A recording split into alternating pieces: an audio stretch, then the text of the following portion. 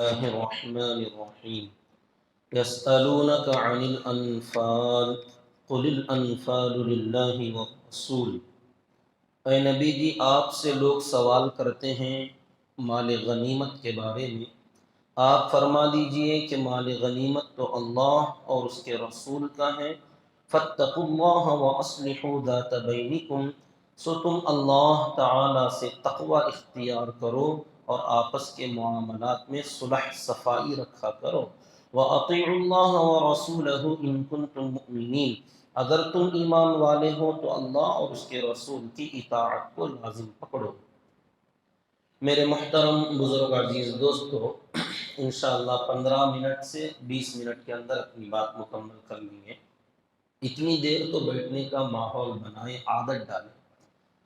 پہلے مجھے دو مسائل بتانے ہیں۔ ایک تو یہ کہ سحری کے وقت میں جیسے پہلے اعلان کر کے لوگوں کو جگایا جاتا تھا، اٹھایا جاتا تھا، آج بھی کچھ لوگ کہتے ہیں کہ اعلان کیوں نہیں ہو رہا مسجد۔ اعلانات نہیں کیے جائیں گے اور کرنے کی ضرورت بھی نہیں، پہلے کرتے تھے، غلط تھا، کیونکہ ہم اپنی عبادت کے لیے ہم صرف یہاں ہم ہی لوگ موجود نہیں ہیں، غیر بھی ہیں، ان کو ہماری عبادت سے کوئی لینا دینا نہیں ہے۔ ان کے آرام کا وقت ہے، سونے کا وقت ہے۔ رات کے 3 بجے سے آپ 3:30 بجے، 4 بجے، 4:15، 4:30، ہر وقت آپ پیچھے پیچھے جیسے پہلے چیختے تھے مائکوں کے اندر، اور لوگ نعت پڑھتے، قوالیاں پڑھتے، پتہ نہیں کیا کیا ہنگامے کرتے۔ اور ایک تو باقاعدہ وہ چاندنی کی شکل میں کوئی گاڑی لے کر گلی گلی قوالیاں بجاتے ہوئے جاتے، پورے مخلوق کو پریشان کر کے رکھا تھا۔ یہ ہماری طرف سے کمی کوتاہیاں ہیں، یہ ہماری، ہم لوگوں نے دوسروں پر ظلم کر رکھا، یہ ہماری طرف سے سراسر ظلم ہے، اس کی اصلاح کرنی چاہیے۔ اذان تک الحمدللہ بات ٹھیک ہے کہ مختصر سا اعلان ہے، 5 منٹ کے اندر اندر بات ہو جاتی ہے، تو اذان تک کی گنجائش ہے۔ اس کے علاوہ اپنے روزوں کے لیے الحمدللہ اب تو ہر گھر کے اندر 1 سے 2-4 موبائل ہیں، الارم ہیں، اٹھنے کے ذریعے موجود ہیں، تو ہر ایک الارم رکھ کے سوئیں۔ اب اگر کوئی الارم پر بھی نہیں اٹھتا ہے تو اسے کون جگائے گا؟ وہ اپنی فکر خود کرے۔ ہاں، البتہ اذان سے پہلے احتیاطاً 5 منٹ پہلے یہ اعلان کر دیا جائے گا کہ وقت ختم ہونے والا ہے۔ جو غفلت میں ہے یا آگے پیچھے ٹائم اس کا ہوا ہے، ان کو ایک اطلاع دینے کے لیے ایک مختصر سا اعلان کر دیا جائے گا، 5 منٹ کے بعد اذان ہوگی۔ کچھ لوگوں نے اعتراض کیا، سوال کیا کہ پہلے ہوتے تھے، اب کیوں نہیں ہو رہے اعلان؟ تو اب اعلانات نہیں کیے جائیں گے، کیونکہ آپ جانتے ہیں حالات کیا چل رہے ہیں کہ مسجدوں کے لاؤڈ سپیکر کے اذان پر پابندی لگانے کی کوششیں لوگ کر رہے ہیں۔ یہ ڈر کر چھوڑنے کا مسئلہ بھی نہیں ہے کہ کیا انہوں بولے سے چھوڑ ڈالنا، کیا ایسا مسئلہ نہیں ہے۔ اللہ کے نبی صلی اللہ علیہ وسلم کی طرف سے بھی ہدایت ہے۔ یہ رات میں ایک مرتبہ تہجد کے وقت اللہ کے نبی صلی اللہ علیہ وسلم صحابہ اکرام کے گھروں کا معائنہ کرتے، آپ کون کیا کر رہے ہیں اعمال میں، کون کتنا حصہ لے رہے ہیں اور کیا کر رہے ہیں، صحیح اور غلط کیا پہچانتے، آپ دیکھنے کے لیے جاتے۔ جیسے حضرت عمر رضی اللہ عنہ کی گشت لگاتے، تو ایک مرتبہ آپ رات میں نکلے، حضرت ابوبکر صدیق رضی اللہ عنہ کے گھر کے پاس سے گئے، تو آپ تہجد میں مشغول ہلکی ہلکی آواز میں قرآن کی تلاوت حضرت ابوبکر کر رہے ہیں۔ حضرت عمر رضی اللہ عنہ کے گھر کے پاس سے گزرے، خوب زور زور سے تلاوت ہوئی، چیخ چیخ کے پڑھ رہے ہیں گھر کے اندر۔ آپ نے فجر کی نماز کے بعد دونوں کو بلایا اور پوچھا، میں نے رات میں دیکھا یہ تمہارا عمل ایسا کیوں تھا؟ تو حضرت ابوبکر رضی اللہ عنہ نے جواب دیا کہ میں بالکل آہستہ اس لیے پڑھ رہا تھا کیونکہ جس ذات کو مجھے سنانا تھا وہ تو سن رہا تھا، جس کو مجھے سنانا ہے وہ سن رہا تھا، اس لیے سرگوشی کر رہا تھا، میں آہستہ آہستہ پڑھ رہا تھا۔ اور حضرت عمر رضی اللہ عنہ نے جواب دیا، میں یہ چاہ رہا تھا کہ اپنے محلے سے شیطان کو دور بھگاؤں، جہاں تک آواز قرآن کی جائے گی شیطان بھاگے گا، تو شیطان کو بھگاؤں اور جو لوگ غفلت میں سوئے ہوئے ہیں ان کو جگاؤں۔ نیتیں صحیح تھیں، تو آپ صلی اللہ علیہ وسلم نے دونوں کو حکم دیا، ابو بکر تم اپنی آواز تھوڑی اونچی کرو اور عمر تم اپنی آواز پست کرو، تاکہ دوسروں کو جو بیمار ہوں گے، بچے ہوں گے یا پڑھ کر سو گئے ہوں گے، ایسے لوگوں کو تمہاری آواز سے تکلیف نہ ہو۔ تو اس سے ہمیں سبق ملتا ہے، اللہ کے نبی صلی اللہ علیہ وسلم خود جب گھر میں آتے سلام کرنا بہت بڑا کام ہے، آپ سلام فرماتے، لیکن امہات المؤمنین فرماتی ہیں آپ کے سلام کی آواز ایسی ہوتی تھی کہ کوئی جاگ رہا ہو گھر میں تو سن لیتا، کوئی سو رہا ہو تو اس کی نیند میں خلل نہ پڑتا۔ کہاں تک احتیاط کی، گھر کوئی بڑے لمبے چوڑے نہیں، چھوٹا سا مختصر سا گھر ہے، اس میں بھی آواز ایسی ہوتی تھی کہ جاگنے والے کو آواز سنائی دیتی، نیند میں رہنے والے کی نیند نہ کھلتی۔ تو ایک دوسرے کا خیال کرنا، احترام کرنا، چاہے وہ غیر ہوں یا اپنے ہوں، یہ اسلامی تعلیمات میں داخل ہے۔ دوسرا، روزے سے متعلق ایک مسئلہ ہے کہ روزے کی حالت میں انجیکشن لینا جائز ہے۔ کسی بھی پریشانی سے، بیماری کی وجہ سے اگر کوئی انجیکشن لینا چاہتے ہیں تو انجیکشن لینے کی اجازت ہے، اس سے روزے میں کوئی فرق نہیں آتا۔ اب آئیے قرآن پاک کی آیت کی طرف۔ اللہ تعالیٰ نے سورہ انفال 8واں سورہ ہے، 9ویں پارے کے اندر یہ غزوہ بدر سے متعلق ہے، اس میں اکثر واقعات اور آیتیں جو آئیں گی وہ واقعہ بدر کے متعلق ہیں۔ یہاں پہلی جو آیت ہے، یسألونک عن الانفال، اے نبی جی آپ سے لوگ سوال کرتے ہیں انفال کے بارے میں۔ انفال نفل کی جمع ہے، جو عام طور پر ہم نفل جو بولتے ہیں، نفل نہیں نفل، نفل کی جمع ہے انفال۔ نفل کہتے ہیں فضل، احسان، انعام، ایکسٹرا، زائد۔ جیسے ہم کوئی چیز خریدتے ہیں ترکاری وغیرہ تو عام طور پر لوگوں کی عادت، اور اکثر عورتیں اگر ہوں تو ان کا تو مزاج ہوتا ہے کہ 1-2 کلو لینے کے بعد کچھ زائد مانگتے ہیں، اور بیچنے والوں کی بھی ان کو عادت پڑ گئی، وہ بھی 1-2-4 ٹماٹر وغیرہ ایکسٹرا ڈال دیا۔ اب یہ جو زائد 2-4 چیزیں ڈال دی جاتی ہیں یہ ہے نفل، کہ جتنا سودا طے ہوا تھا 10 روپے میں 1 کلو آپ کو دیا جا رہا ہے تو اتنا دینا تو فرض، کہ اتنی قیمت اور اتنا مال، اس کے اوپر 2-4 چیزیں ایکسٹرا جو ڈال دی جائیں گی یہ ہے نفل، جسے لوگ کہتے ہیں نفل۔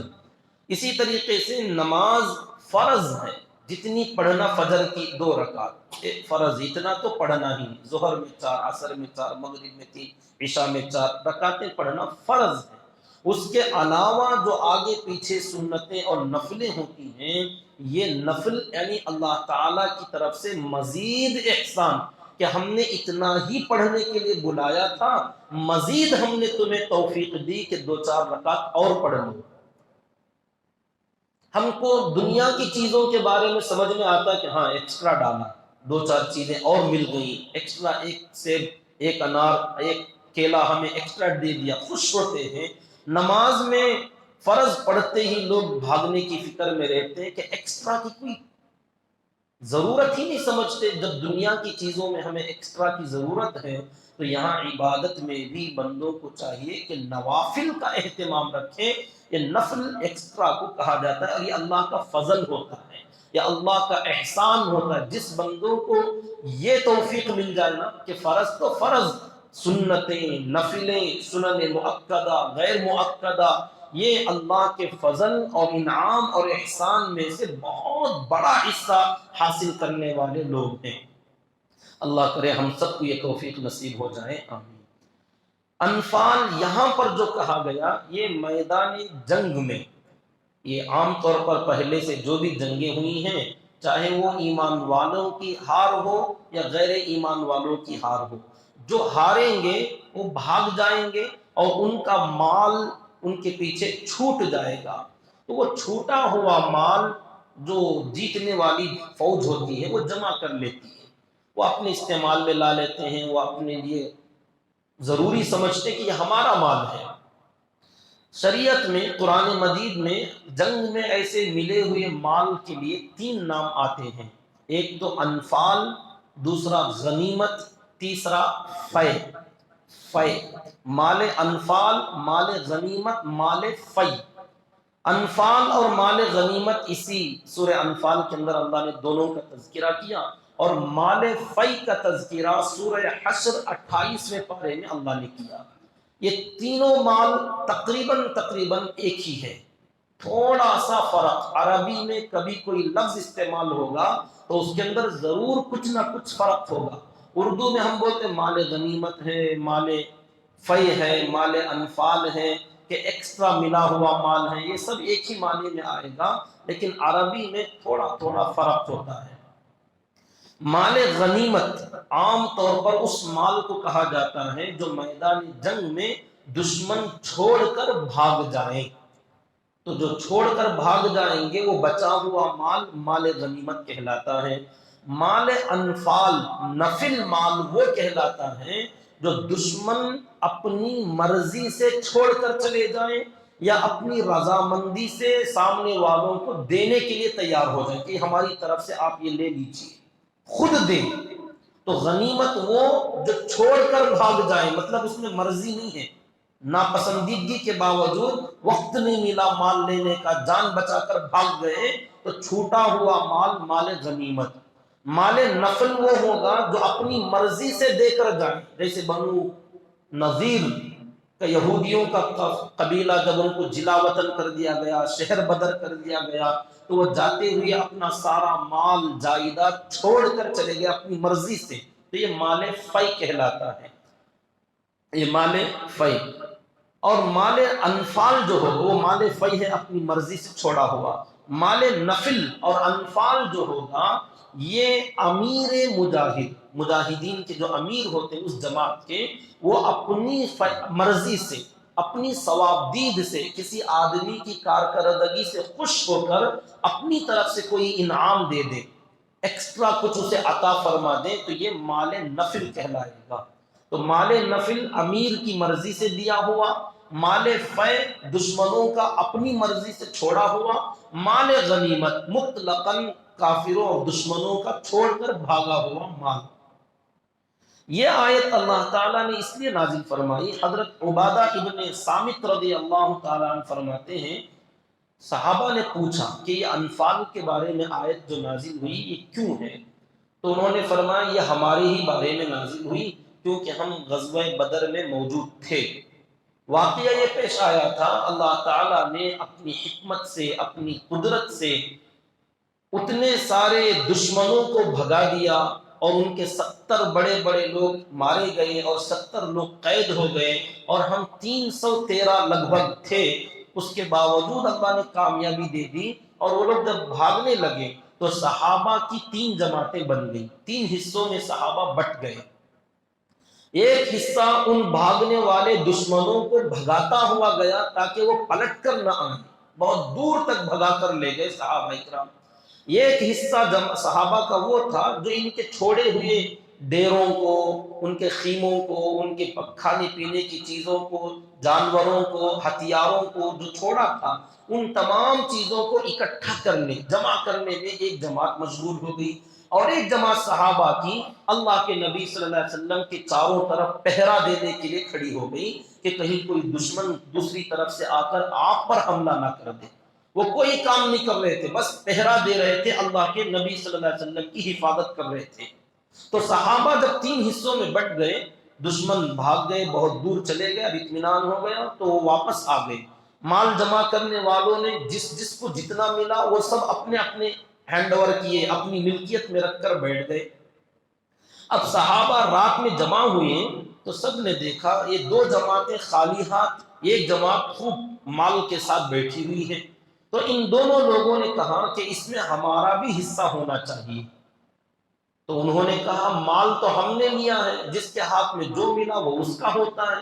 یہ پہلی جنگ تھی اسلام میں، یہ پہلا غزوہ تھا جو اس طریقے سے پیش آیا تھا، تو اس لیے اس کے مسائل معلوم نہیں تھے صحابہ کرام کو، تو انہوں نے جو سمجھا وہ بیان کرنا شروع کیا۔ تو جس جماعت نے مال جمع کیا تھا وہ کہنے لگی اس کی ملکیت ہماری ہے، ہم اس کے مالک ہیں۔ جو دشمنوں کے پیچھے گئی تھی وہ جماعت کہنے لگی اگر ہم ان کو نہ بھگاتے، ہم ان کے پیچھے نہ گئے ہوتے تو تم مال کب جمع کر سکتے تھے، اتنا ٹائم کا ملتا، تو اصل میں تو محنت ہماری ہے تو ہمیں بھی حصہ ملنا چاہیے، یا یہ مال ہمیں ہونا چاہیے۔ اور ایک جماعت جو حضور اکرم صلی اللہ علیہ وسلم کی پہراداری کر رہی تھی وہ کہنے لگی کہ سب سے بڑا کام تو یہ تھا کہ میدان جنگ میں اپنے نبی کی حفاظت کی جائے، تو ہم لوگوں نے اپنی جانوں پر کھیل کر اپنے نبی کی پہراداری میں مال بھی چھوڑ دیا، سب چھوڑ کر ہم یہاں کھڑے رہے، تو اصل میں اس کا حصہ ہمیں ملنا چاہیے۔ اختلاف ہوا، اللہ کے نبی صلی اللہ علیہ وسلم تک بات پہنچی۔ ایسے ہی ایک انفرادی واقعہ بھی آتا ہے، اس غزوہ بدر میں حضرت سعد بن ابی وقاص رضی اللہ تعالی عنہ جو رشتے میں اللہ کے نبی صلی اللہ علیہ وسلم کے ماموں ہیں، یہ خود بیان کرتے ہیں کہ غزوہ بدر میں میرا ایک بھائی عمیر بن ابی وقاص شہید ہو گیا، میرے بھائی کو دشمن نے مار ڈالا، تو اس کے مقابل جو دشمن تھا سعید بن العاص، سعید بن ابی العاص، میں نے اس کا مقابلہ کیا اور اس کو قتل کر دیا، تو اس کی جو تلوار تھی وہ میں نے لے لی اور اللہ کے نبی صلی اللہ علیہ وسلم کے پاس آیا اور کہا میرا بھائی شہید ہو گیا اور اس کو جس نے مارا اس کو میں نے مار دیا اور یہ تلوار اس کی ہے، اور میں یہ چاہ رہا تھا کہ یہ مجھے انعام میں مل جائے، تو آپ نے فرمایا اچھا کیا، جاؤ یہ مال غنیمت میں جمع کر دو۔ تو میرے دل پر بہت بوجھ پڑا، ایک تو بھائی شہید ہو گیا اور دوسرے جو مجھے ملا مال اسے جمع کرنے کے لیے کہا جا رہا ہے، لیکن کیا کروں، حکم تھا، تو میں نے دل پر پتھر رکھ کر، اچھا نہیں لگ رہا تھا، میں نے جا کے پھر بھی وہ تلوار جمع کر دی۔ تو اللہ تعالیٰ نے ان دونوں واقعوں کے بعد یہ آیت نازل فرمائی کہ صحابہ پوچھتے ہیں کہ یہ مال غنیمت، مال انفال، نفل مال کس کا ہے؟ کیا جمع کرنے والوں کا یا پیچھا کرنے والوں کا یا پہرہ داری کرنے والوں کا؟ ان سے کہہ دو تم میں سے کسی کا نہیں۔ یسألونک عن الانفال، آپ سے سوال ہو رہا ہے کہ یہ مال جو ایکسٹرا ملا یہ کس کا ہے؟ قل، اے نبی جی آپ جواب میں فرما دیجئے الانفال للہ والرسول، یہ مال تو اللہ کا اور اس کے رسول کا ہے صلی اللہ علیہ وسلم، یعنی اصل مالک اس مال کا اللہ ہے اور ظاہر میں دنیا میں اس کا تصرف کرنے کا اختیار اپنے رسول کو ہے۔ تو اللہ اپنے رسول کو جو حکم دیں گے رسول اس کے مطابق تقسیم کریں گے، جس کو جو دینا ہے جتنا دینا ہے وہ اتنا تقسیم کریں گے، اس میں سے تم میں سے کسی کا کوئی حق جتانے کی گنجائش نہیں ہے۔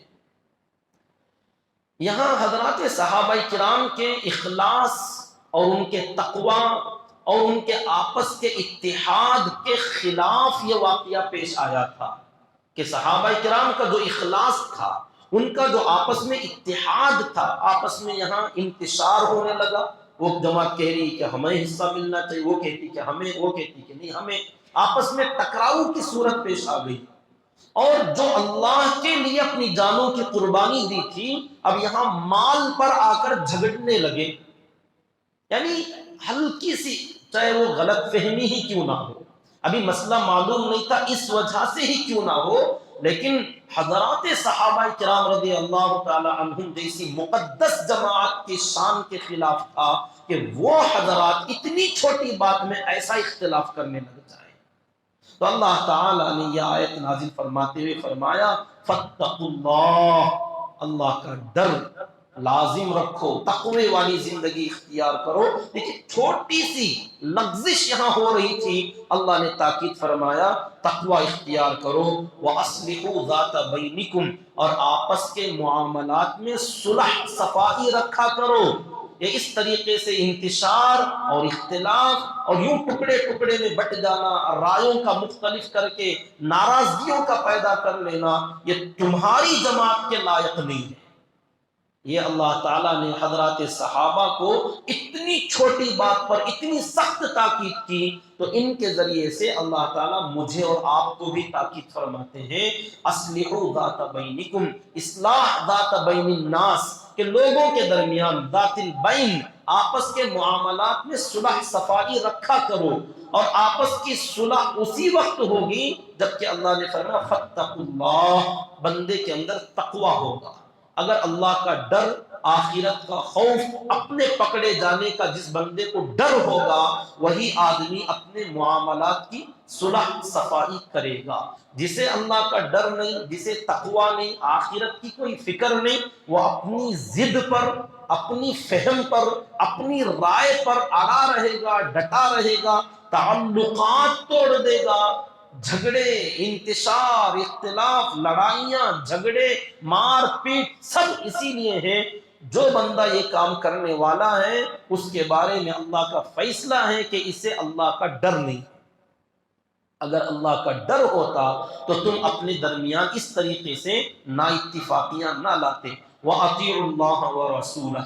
اب آپس کی اصلاح کرنے کا ایک طریقہ یہ ہے کہ اللہ اور اللہ کے رسول کی اطاعت کرو۔ جو حکم آیا قرآن میں اور اللہ کے نبی کے ذریعے سے اس کو مان کر اپنے جھگڑوں کو ختم کر لو۔ شرط اللہ نے بیان فرمایا ان کنتم مؤمنین، اگر تم ایمان والے ہوگے تو یہ کام ضرور کرو گے۔ اب اگر تم قرآن حدیث سننے کے باوجود تم یہ معاملات کی صفائی نہیں کر رہے ہو تو مطلب یہی ہے کہ تم ایمان والے بھی نہیں ہو۔ اللہ ہماری اصلاح فرما دے۔ آج کی آیت میں جو ہمارے لیے سبق ہے اللہ تعالیٰ اس پر پوری امت مسلمہ کو عمل کی توفیق عطا فرما دے۔ آمین۔ سبحان اللہ وبحمدہ، سبحانک اللہم وبحمدک، ونشہد ان لا الہ الا انت ونستغفرک۔